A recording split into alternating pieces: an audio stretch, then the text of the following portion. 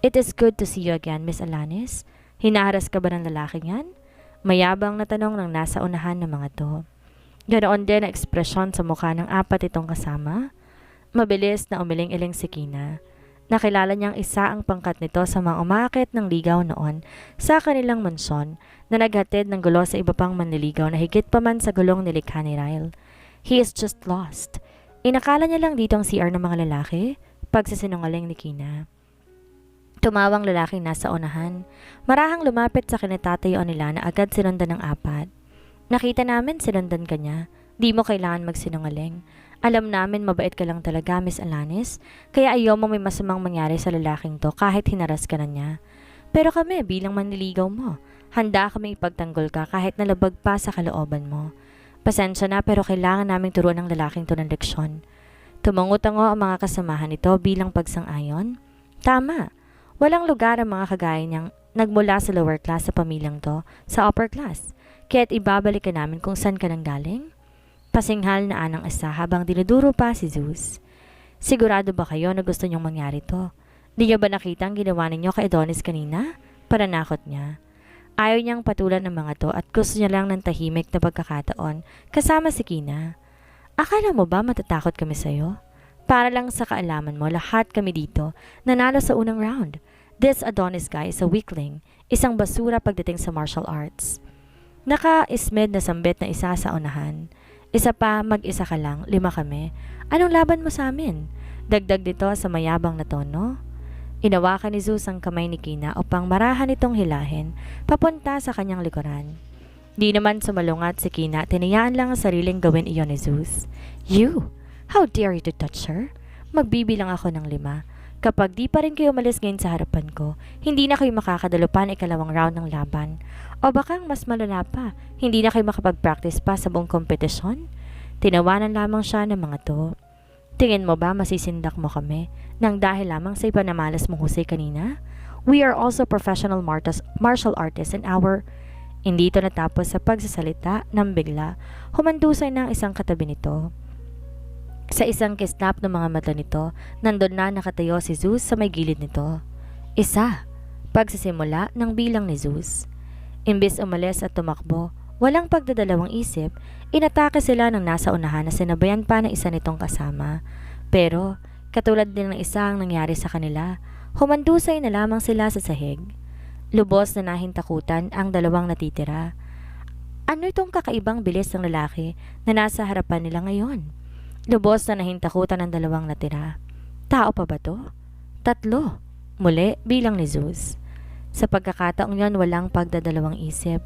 Kumaripas ang takbo ang dalawa, iniwan ang iba pa nilang kasamahan.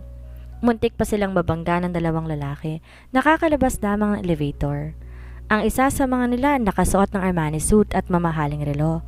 Agad na nakilala ng dalawa kung sino nga ba ito. Mr. Philip Garcia. Halos sabay pang bulalas ng dalawa. Napatas ang kiling ni Philip na makita, nagmamadali ang dalawa. Kailan pa naging playground ang VIP section ng hotel na to? Alam ba to ni Miss Reyes? Tanong nito sa manager. Mr. Garcia, I don't know what's going on, pero mga guests sila sa hotel na to. They are also competitors kagaya ni Mr. Lawrence? Paliwanag pa ng manager, sabay sinamaan ng tingin ng dalawa. Oh! Nag-umpisang maglakad si Philip na agad sinundan ng manager. That doesn't explain anything kung bakit nagsisitakbuhan sila. May sunog ba? Nagkatinginan ang dalawang young master at napagdesisyonan sabihin kina Philip ang nangyari. Mr. Garcia, Mr. Castro. Nahinto sa paglalakad sina Philip. There is a guy in the women's comfort room at inatake kami. Actually, right now nandun ang 3 naming kasamahan at walang mga malay. Hinaharas niya rin si Miss Alanis. Pagsisinungaling na sumbong nito. Miss Alanis, you mean Kina Alanis? Gulat na tanong ng manager. Sabay tumango-tango ang dalawang young master. Yes, we tried to save her, pero mahusay sa pakikipaglaban ng lalaking yon. That's why we're running to get some help. Is he alone? May pagdududang tanong ni Philip. Yes, Mr. Garcia, he's really good in fighting. Kaya't gano'n na lang siya kakampanding cornerin si Miss Alanis at harasin? Tumingin to sa manager. Peace, Mr. Castro. Help us to teach that bastard a lesson. Baka kung anong mangyari kay Miss Alanis kapag hindi agad kami nakahingi ng tulong? That's odd. Naniningkit ang matang sambit ni Philip. Bakit papunta kayo ng elevator imbes humingi kayo ng tulong sa ibang young masters na kumakain sa palapag na to kung ganoon kayo kadesperadang tulungan nga si Miss Alanis? Natikom ang bibig ng dalawa, nagkatinginan sa isa't isa.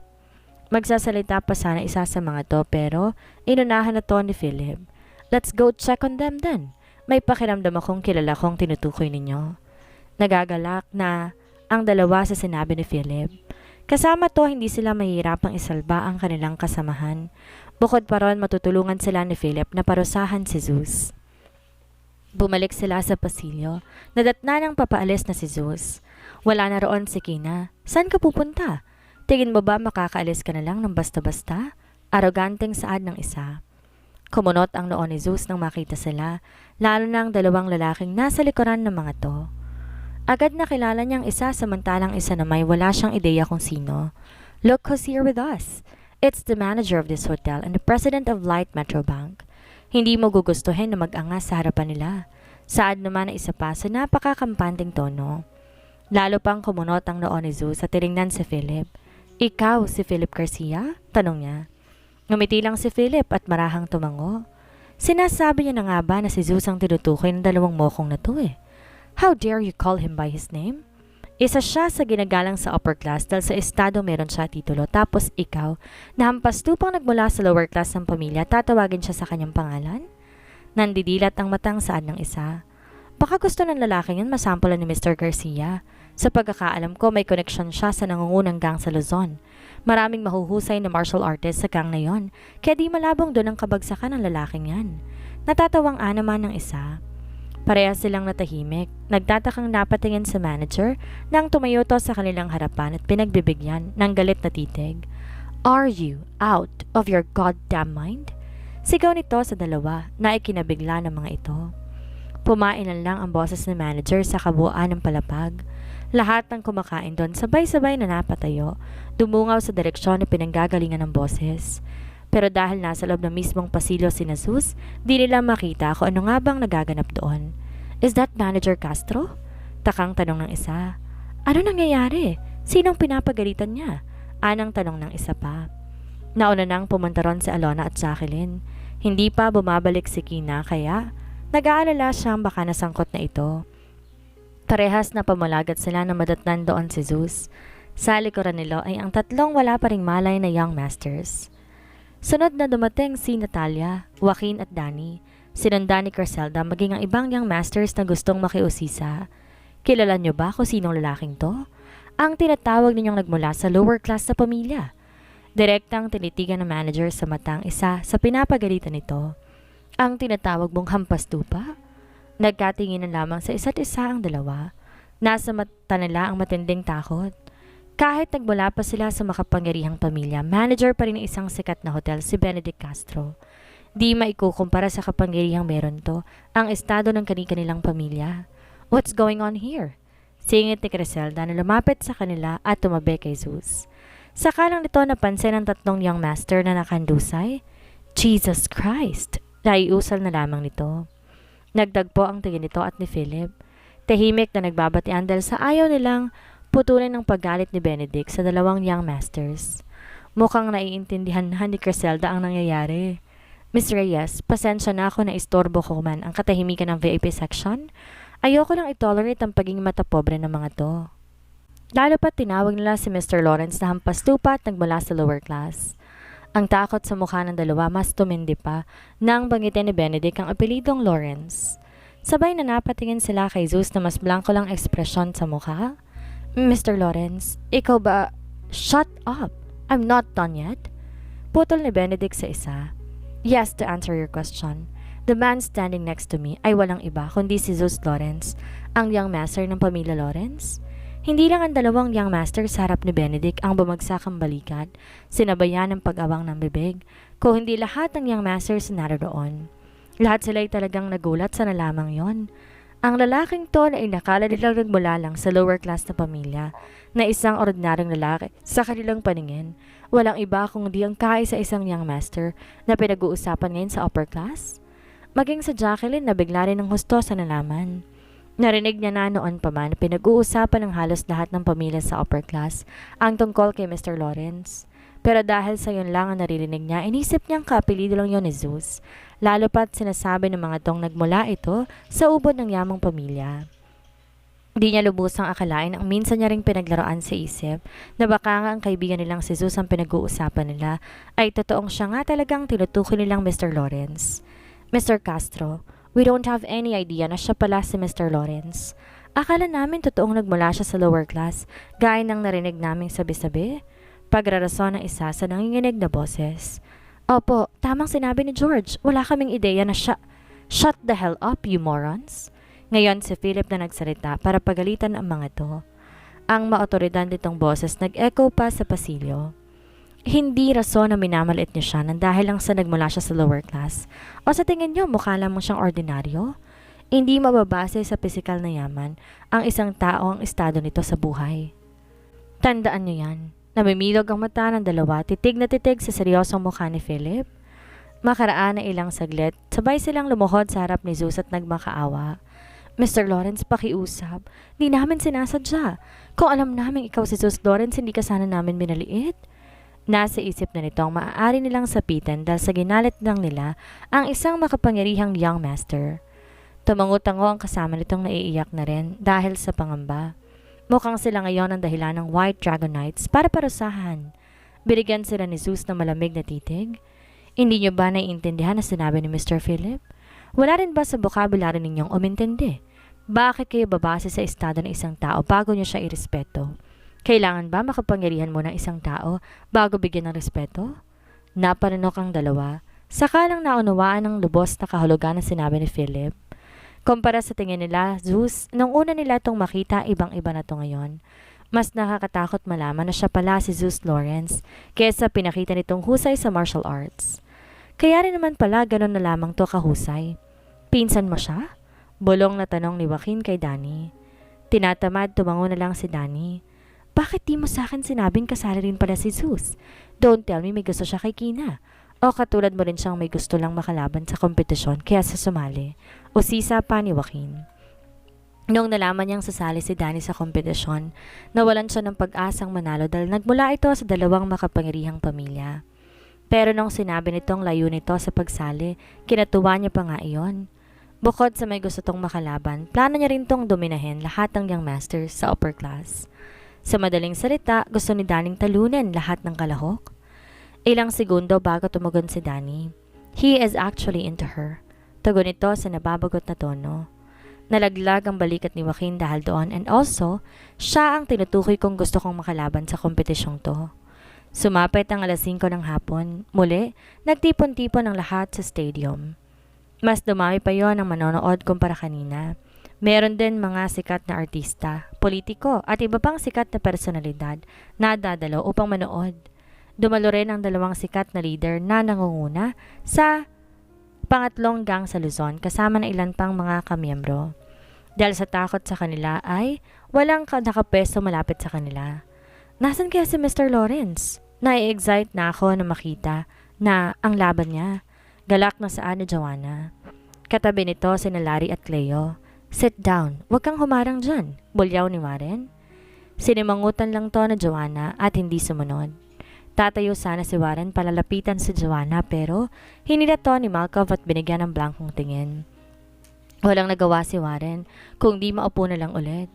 Ang halos 700 kalahok kanina nasa mahigit 300 na lamang ngayon. Ang mga natalo sa unang round nakaupo na lang ngayon kasamang kani-kanilang pamilya para manood. Lahat sila ay makakakuha ng tigta 3 puntos para sa kategoryang martial arts skills. Di ka talaga maikukumpara sa pinsan mo. Kalain mo nga naman tinalo ka lang na nagmula sa lower class at 5 segundo lang kahiya-hiya ka, Adonis. Nagangalit na saan na isang ginang habang pinapagalitan si Adonis. Napakamot na lang sa batok si Adonis bago tumugon. Ang lalaking din yon ang tumalo kay Ryle, Mom. Isa pa mukhang di siya nagmula sa lower class. Yun din ang sabi sa akin ni Ryle. Nagulat siya ang ginang sa nalaman. Talaga bang natalo nun si Ryle? Sa pinakailalim na bahagi ng kanilang kinaupuan, doon nakapwesto ang buong pamilya Alanis. Sa kaliwang bahagi ni Javier nakapwesto si Nakina, habang nasa kanang bahagi naman si Philip. Parang nasa alapaap si Dominica ng puntong yon habang pinagmamasa ng 3 makapangyarihang negosyante. Kung pwede lang sanang lumapit sa kanila at makihalubilo. Look at them. They're like siblings. Miss McCollin is the youngest. Birong saan ni Dominica kay Caroline. Mom, you've been staring at them like that for 30 minutes straight since they arrived. Baka mausog mo sila na yan. Pamumuna ni Caroline. Di nagabalang magsalita si Dominica na nakangiti lang nakatingin sa tatlo. Hindi nga ata nito narinig ang sinabi ni Caroline. Parehas na bigla sa sinabi ni Alona si Jacqueline at Kina.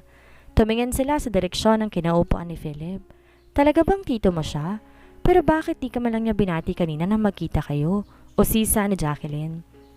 It's been a long time since hindi kami nakita and it's a long story. Tugon ni Alona. May nababagot lang na ekspresyon sa mukhang nakatingin sa direksyon ng mga nagwa-warm up sa field. Umayos ng upo si Jacqueline at tumanaw na rin sa nagwa-warm up para hanapin si Zeus. Pero wala pa rin ito roon. Nasaan kaya si Zeus? I mean, Mr. Lawrence. Mr. Lawrence rin ba dapat natin itawag sa kanya? Just call him Zeus. Mga kaibigan niya tayo. Besides, kahit pa hindi, gusto niyang tinatawag lang siya sa pangalan niya. Wika ni Alona. Naningkit ang mga mata ni Jacqueline. Tsaka may pang usisang ekspresyon.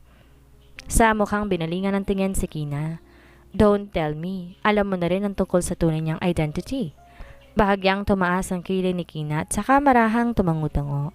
Napasinghap si Jacqueline. See? Kahit ang pinakamatalik kong kaibigan walang balak magsabi sa akin ng katotohanan. Pagmamaktol nito. Umakto tong naiiyak. Makaraan ng ilang saglit ay narinig nila ang matinis na tunog ng likha ng mikropono. Umalingaw-ngaw yon sa kabuuan ng stadium sa pamamagitan ng mga speakers. Bahagyang tumahimik ang buong stadium para bigyan ng atensyon si Joey. Good evening everyone! Ngayon ang ikalawang round ng martial arts competition. Isa sa mga nagwagi sa unang round ay si Oliver. Kasalukuyan siyang nasa tabi ni Zeo. Sa tingin mo kaya, matatalo mo si Zeus? Bulong na tanong niya kay Zeo. Kating-kati na siya na matalo si Zeus sa kompetisyon. Di nagabalang tumugon o lumingon man lamang si Zeo. Tumikim si Oliver para subukan na agawin ang atensyon nito sa pag-aakalang hindi siya nito narinig. Miss Sullivan, mahina niyang tawag. Huwag mo kong istorbohin. Seryosong sambit ni Zeo kaya tumahimik na lang si Oliver. Dahil sa pagkainip, lumingali nga na lang si Oliver para tingnan kung sino-sino ang mga kalahok sa ikalawang round. Napansin niya kakarating lamang ni Zeus na pasimple pang nakihilo sa may bandang likuran. Hindi rin ito makapakali, tumanaw sa mga manonood na para bang may kung anong hinahanap. Kakarating niya lamang ba? Takang tanong niya sa kanyang isip. Kapansin-pansin sa braso ni Zeus na may sugat ito. Di naman yon kalakihan pero malinaw na mukhang natamo nito iyon dahil sa hiwa ng kung anumang matalim na bagay. Pawis na pawis din to kaya naman nagtatakang napakunot na lang ang noo ni Oliver. Sa mataang bahagi ng stadium, nandun pa rin sina Jason Cheng, kasama ng personal nitong assistant, si Lance at Cadmus. Kasalukuyan may kausap sa cellphone ng assistant ni Jason. Bring them back to base. May pagagamitan pa rin sa kanilang katawan. Sambit ng assistant bago pinatay ang tawag. Di nagsalita si Jason pero makikita sa ekspresyon sa mukha nito na naghihintay ito ng anumang i-report ng assistant. Natagpo ang patay ang dalawang ipinadala ng organisasyon para sana kay Miss McCollin. It seems that Zeus is the one responsible for their death. Wika ng assistant? Walang ka-ekspresyon sa mukha. Tumanaw si Jason sa kinatatayuan ni Zeus. Sinabihan ko sila na ipadala nila ang pinakamahusay nilang assassins. Nagsasayang lamang sila ng oras sa tauhan. Dismayadong saad nito. Di na nagsalita pang assistant. Gusto na nitong sabihin ng mga top grade assassins naman ang pinadala. Pero baka mas lalo lang mainis si Jason. Lalo pa nga't tinalo lamang sila ni Zeus. Narinig nila ang pagbuntong hininga ni Jason. Mukhang kakailanganin muna natin ang kamay ng mga ipinadala natin para kay Zeus. We have to eliminate Natalie first. I'm sure this time magtatagumpay na sila.